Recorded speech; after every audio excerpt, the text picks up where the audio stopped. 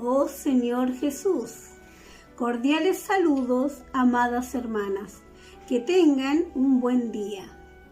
Hoy estaremos compartiendo la serie Entonces vendrá el fin, del alimento diario, la edificación de la iglesia. Semana 1, día sábado. Lectura bíblica. Segundo de Samuel 7, del 5 al 7, Mateo 11, 28 al 30, Romanos 11, 25. Leer con oración. Porque así dijo el alto y sublime, el que habita la eternidad, y cuyo nombre es el Santo. Yo habito en la altura y la santidad, y con el quebrantado y humilde de espíritu. Oh Señor Jesús, sí, porque así dijo el alto y sublime, el que habita la eternidad, y cuyo nombre es el Santo. Yo habito en la altura y la santidad, y con el quebrantado y humilde de espíritu. El lugar de reposo para Dios. El lugar de reposo para Dios. Llegamos al capítulo 15 del libro de Mateo. Los fariseos y escribas que se oponían a Jesús conspiraron para matarlo. Entonces, en ese momento vinieron de su centro religioso, Jerusalén, a fin de acusar a los discípulos de Jesús por transgredir la tradición de los ancianos, por no lavarse las manos antes de comer. ¿Qué es la tradición de los ancianos? Moisés recibió de Dios la palabra registrada en los 5 primeros libros de la Biblia, el Pentateuco, considerado por los judíos como la Torá. A lo largo de los siglos, la ley dada por Dios que rige la nación de Israel necesitaba ser aplicada a las diversas situaciones del día a día del pueblo. Entonces los magistrados, que eran los rabinos, fueron creados varias jurisprudencias que, registradas a lo largo del tiempo, se convirtieron en la tradición de los ancianos. En la tradición de los ancianos hay muchas enseñanzas y muchas interpretaciones humanas. No obstante, ese no es el caso del Pentateuco, pues es la ley original que proviene de parte de Dios. Puesto que era una acusación infundada, el Señor le dijo que la tradición de los ancianos había invalidado a la misma ley, en desmedro de la ley que dice que hay que honrar a padre y madre, cuidándolos. Ellos usaban de sus bienes para darlo al templo.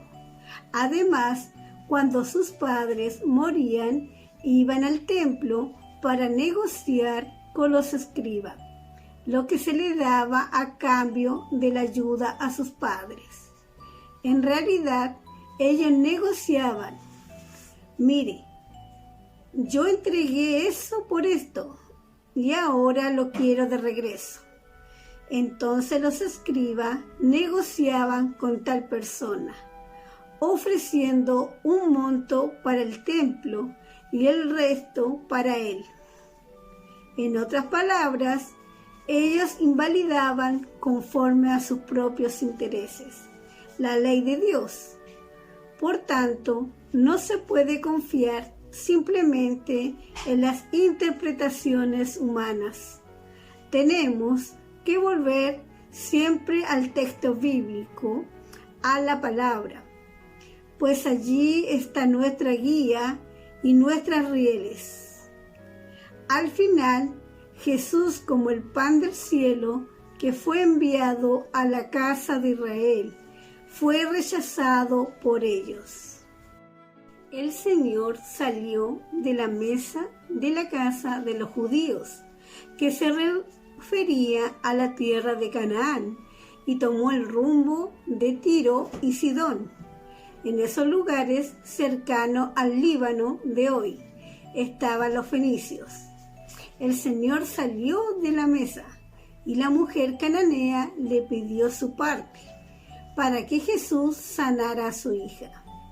Este principio hizo que la bendición llegara a los gentiles y nosotros hoy recibimos la gracia por el rechazo de los principales líderes de los judíos. No que los judíos hoy no puedan creer en Jesús, pero de manera general, por el liderazgo religiosos, ellos rechazan a Jesús. Sin embargo, nosotros hoy recibimos a Jesús y su Evangelio. En virtud de ellos, es nuestra responsabilidad predicar el Evangelio del reino hasta completar la plenitud de los gentiles. Romanos 11:25. A fin de introducir el reino de los cielos en la tierra. Oh Señor Jesús. A lo largo de estos 15 capítulos podemos ver que Jesús fue introducido como rey después de ser bautizado y tentado. Como tal, comenzó su ministerio, preocupándose por los hombres de las calles, predicando el evangelio del reino, rescatando a algunas personas y llamando obreros para la mies, que es muy grande. Tales obreros entraron por la puerta con un espíritu humilde para recibir el reino de los cielos.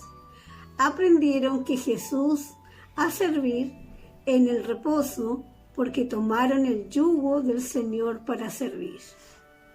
Pues Dios es quien hace la obra, puesto que tenemos poca fuerza para hacer la obra. A nosotros solo nos corresponde ser obediente a la palabra. Y cuando lo somos, ofrecemos lo poco que tenemos, 5 panes y 2 peces, entregándonos en las manos del Señor. Y Él hace el resto. De esa manera, querido lector, trabajamos en el reposo. La obra de Dios no nos lleva a quedar fatigados. Aunque haya mucho sudor, mucha labor, trabajamos en el reposo. Así concluimos la primera parte del Evangelio de Mateo, con Dios que nos hace entrar en el reposo. Sin embargo, a partir del capítulo 16, vemos que Dios también está buscando un lugar de reposo. Según lo que leemos, así dice el Señor: oh Señor Jesús, el cielo es mi trono y la tierra el estrado de mis pies.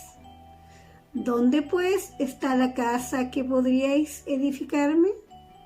¿Dónde está el lugar de mi reposo?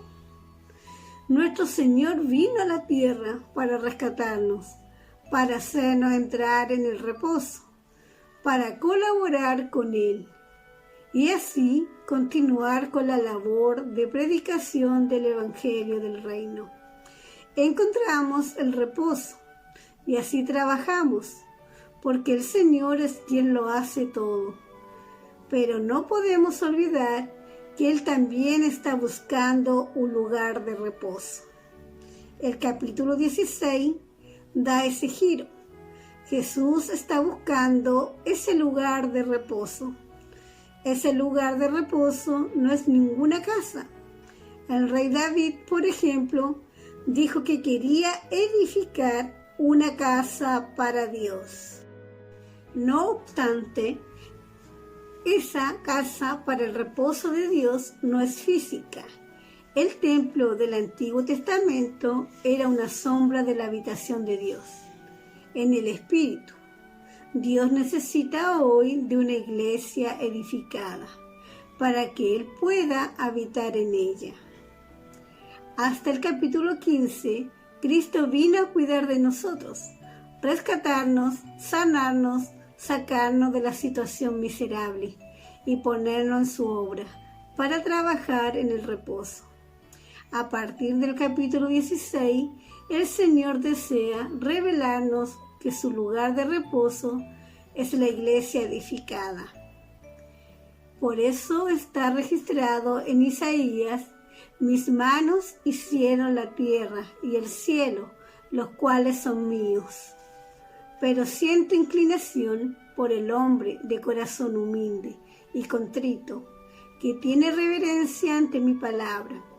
En otras palabras, el Señor quiso decir: no necesito de una casa lujosa, no. En una visita que hicimos recientemente a Europa, vimos que en la Edad Media se edificaron muchos templos para Dios, un templo más lujoso que otros, cuyas columnas tienen por lo menos 40 metros de altura. La sensación que se tiene al ingresar en esos templos es la que somos muy pequeños. ¿Usted piensa que Dios quiere habitar en una casa como esa? Dios quiere habitar en la iglesia. Él quiere habitar en usted, como leemos en el libro de Isaías, el humilde y contrito de espíritu, que dedica su amor reverente a la palabra del Señor. Es quien proporciona un lugar para el reposo de Dios.